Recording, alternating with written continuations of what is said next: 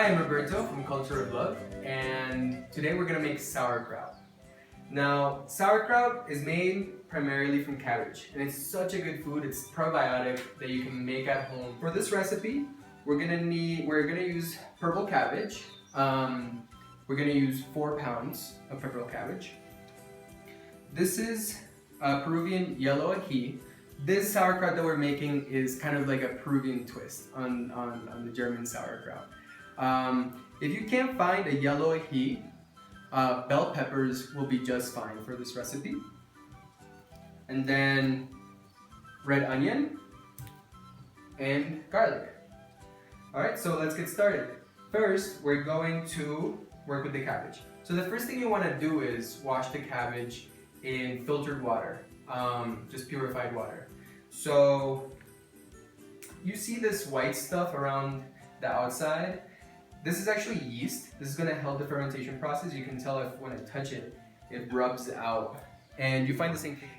This layer has yeast and bacteria, and that's what's going to allow the lactofermentation of the cabbage that'll eventually turn it into sauerkraut. So I'm going to show you how to cut the cabbage. Take our knife, hold the cabbage steady. We're going to take its tail out. And then we're going to cut it down the middle. So beautiful. Look at this cabbage. It just looks like so many things, like brains or intestines. And I always say that if your food looks like intestines, it's probably really good for digestion, which is true for sauerkraut. So we're gonna decore it. The best way I found to do this for me is cutting a V into the cabbage. Taking that out. So now we're gonna cut it. Now this depends on your preference. Some people like their cabbage really soft, and so in order to do that, you want to do really thin slices of cabbage, julienne it really thinly. I like it right in the middle, not too thick, not too thin. So holding the cabbage face down so it doesn't roll around the table, we're just gonna cut it. Now you can see how beautiful this is looking. You know when you're cooking and food looks this beautiful, you know you're doing something right. And by the way, we got this cabbage from our local organic farmer here in the Andes in Peru. We work with 3 different organic farms. They're tiny little farms, but their produce is so beautiful. And yeah, we use these farmers for all of our retreats and all our events here in the Sacred Valley. The next thing we're gonna do is julienne our onion. And then garlic. We're gonna do 5 of these garlic cloves, and I like to grate them. I think it's such a good way to, I guess, process garlic.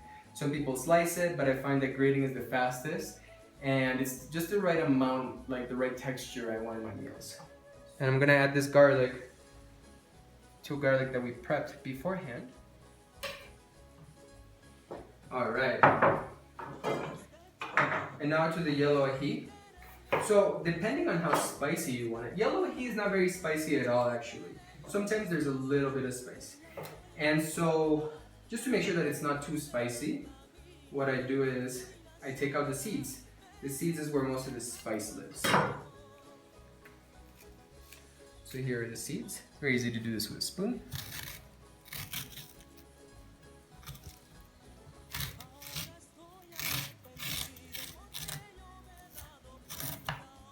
We get the seeds out. I'm gonna leave a few in there because I do like a little bit of kick in there. And like I said, this pepper is not spicy at all. If you like spice, go ahead and put a jalapeno in there, or your favorite hot pepper. And then I'm just gonna julienne this pepper as well. So like I said, this is kind of like a Peruvian version of sauerkraut. We do live in Peru. Peruvian food is very popular right now, and probiotics are very popular, so why not do some sort of fusion, join the two we got Peruvian Probiotic Sauerkraut. Alright, so now that we have all of our ingredients prepped, we are going to start actually making the sauerkraut. So salt is a really important ingredient. It's not crucial, but we like it. So for this recipe, I'm recommending, since we're using 4 pounds, 2.5 tablespoons of salt. This salt that we're using is local. It's from the salt mine called Salineras, right here in the Sacred Valley. It's beautiful salt. So you're just gonna sprinkle it all over the cabbage.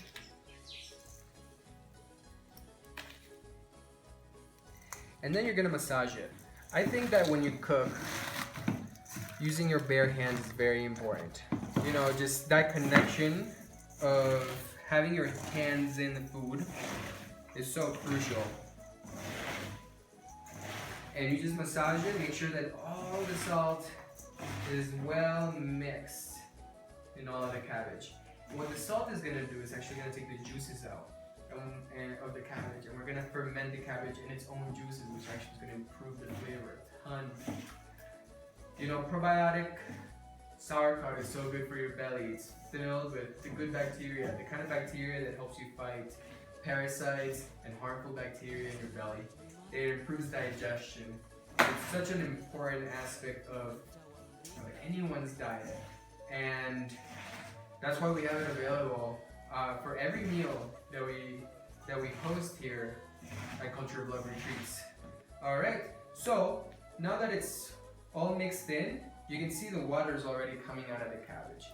Look how beautiful that looks.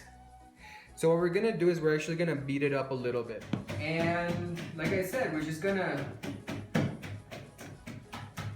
kind of macerate it to bruise it, to help the juices come out even more. So, you know, you wanna do this for at least 10 minutes. But we have one prepped. Once you have it like this, what you wanna do is you wanna put a plate on top of it with some weight. Take a plate that fits on top of it. And on top of this, we're gonna put other weight. So let's just say this squash. And you're gonna let it sit like this for a few hours. This weight's gonna help push out the water out of the cabbage, so that when you ferment it, it really has that really special flavor. It's nicely macerated, and you can kind of see that juice at the bottom. Look how beautiful that color is. It's that deep purple. So the next part's really simple. We're just gonna add in our onion, the yellow ají or the bell peppers, the garlic,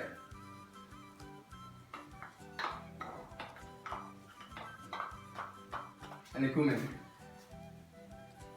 Cumin's gonna actually help the fermentation in that it'll only allow that really good bacteria that you want to grow in the sauerkraut. So we're gonna mix it. Like I said, this is a Peruvian sauerkraut. You know, I'm sure there might be some chefs out there looking at this saying, that's not sauerkraut. Well, it's Peruvian sauerkraut. It smells amazing. Doesn't it, honey? Yes. Stir it up. Rachel's our camera woman today. Smells so good, and I can just tell, you know, it smells so good, and sometimes I even taste it like this. It's delicious. It's like a salad. You know, even Koreans do this with their kimchi. You know, you go to a Korean restaurant or you're in Korea eating, they'll always serve you 3 or 4 kinds or even maybe more of kimchi. But one of them is actually a non-fermented kimchi. It's actually just the raw stuff, because it makes for a beautiful salad even without the fermentation.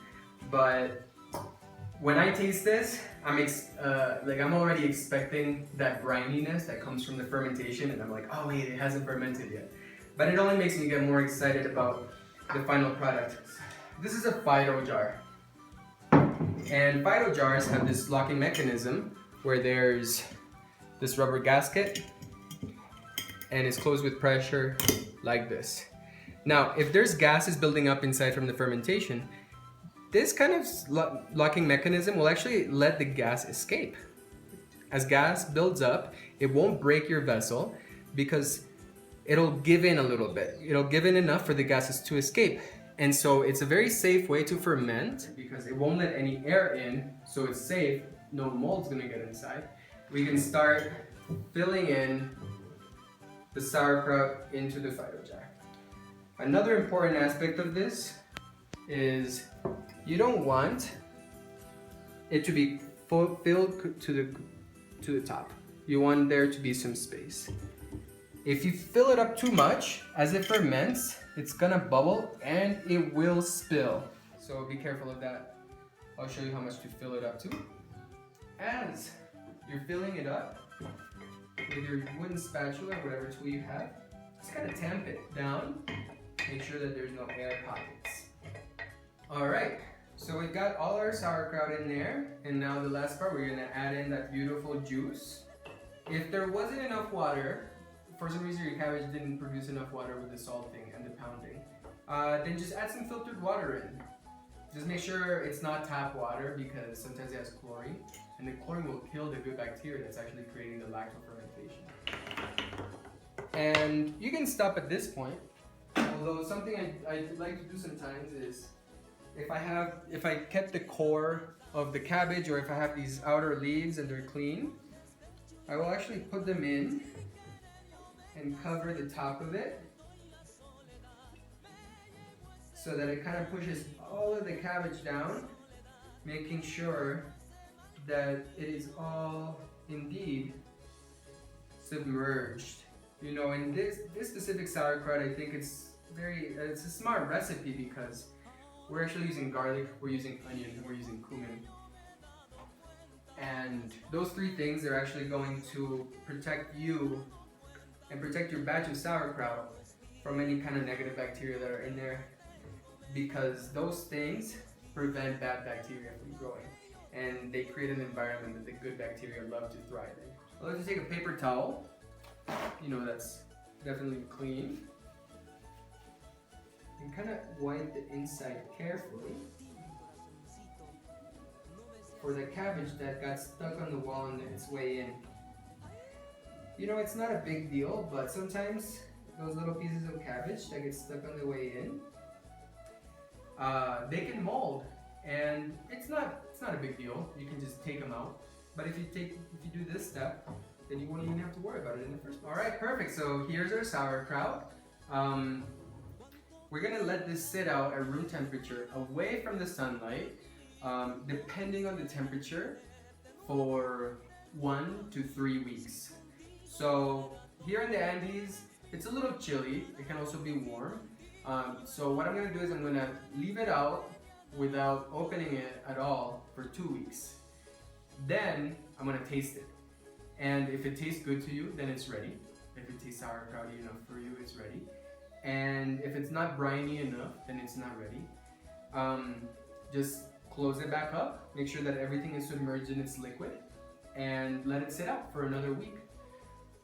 Once it is ready, what I do is I transfer it into plastic Tupperware, food safe, and you can have it in your fridge, and it'll last you for a year. And the refrigeration slows down the fermentation process way down. So you also don't have, if you put it into glass jars, you don't have to worry about them exploding inside your fridge. And you don't have to worry about the sauerkraut going bad. It will only ferment more, get a little bit more vinegary, but I found that the flavors just improve over time. That's sauerkraut. Thank you for spending time with us. I hope you enjoyed this video. If you like it, please share it with your friends. Sending lots of love from the Andes Mountains of Peru. Ciao.